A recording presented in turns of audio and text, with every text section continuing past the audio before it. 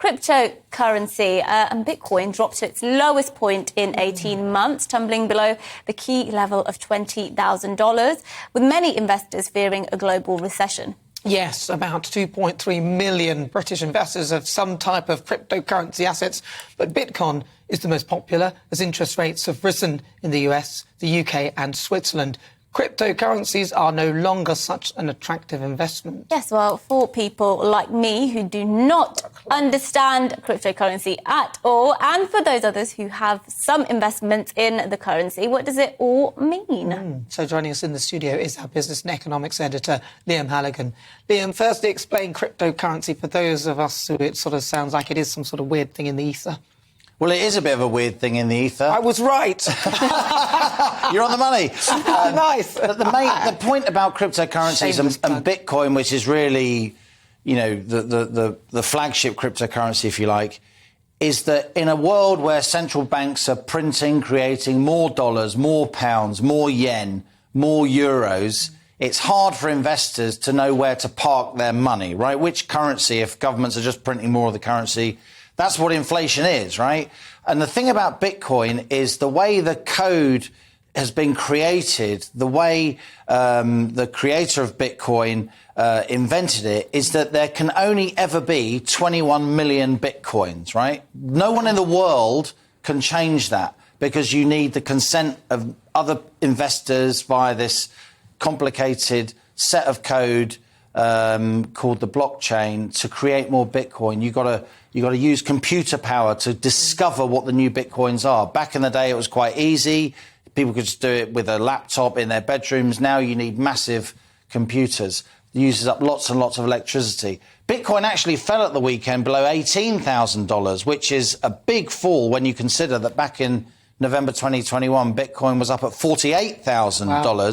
Having said that, if you'd have bought Bitcoin in early 2017, you'd have got a Bitcoin for $730, so you'd be 25 times up on your money. Other cryptos have fallen soon as well. And the real reason cryptos are falling is because cryptos are above all, because there's only a limited number of them that central banks can't change. They're a hedge against inflation.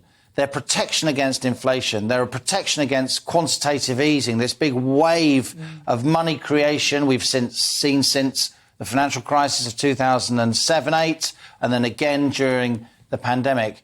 And I think what investors are thinking is that it seems that central banks are now starting to tackle inflation. They're not saying it's transitory anymore. You just saw a big 75 basis point, 0.75% increase in the Federal Reserve interest rate in the US, the leading central bank. They really make the weather. I personally think we should have followed here in the UK, but we only put interest rates up by a quarter point last week. But the point is, as inflation starts to peak, as central banks start to raise interest rates, the attractiveness of an investment that it is a protection against inflation starts to wane. And that's why after huge amounts of hype, huge amounts of money going into Bitcoin, Ethereum, which is also down heavily, and other cryptocurrencies, they're starting to lower in value. Look, they're going to be around forever, right? This isn't a craze, but it's an early asset. It's a young asset, and they're always volatile. So what do you do if you've got Bitcoin and you're seeing that happen? Are you right to keep the Bitcoin? Depends when you bought it. As I say, if you bought the Bitcoin in January 2017, you're still up 25 times on your investment this morning. So you might want to take some of that cash. It depends when you need the money, when you need to sell. I personally think we're going to see a real fight against inflation led by the Federal Reserve over the next weeks and months. I think the Bank of England will eventually catch up. We're going to see the European Central Bank even raising interest rates.